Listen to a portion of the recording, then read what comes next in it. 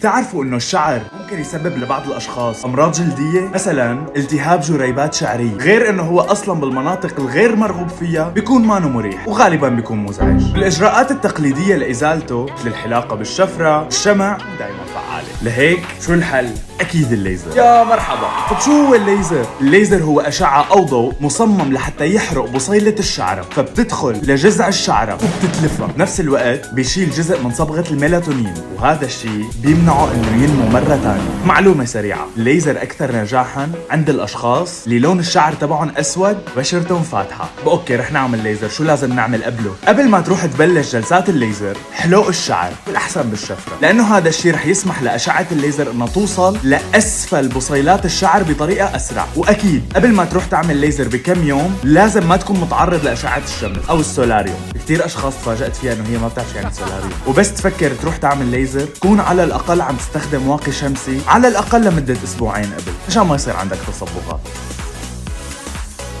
حركتي الشهيرة. وكمان بعد ما تعمل ليزر رح اعطيك شوية تعليمات، كمان لا تتعرض لأشعة الشمس، اكيد حط واقي شمسي، وحاول او حاولي اعملوا تقشير للمنطقة اللي عملتوا لها ليزر، هذا الشيء رح يساعد بتساقط الشعر الغير مرغوب فيه اسرع.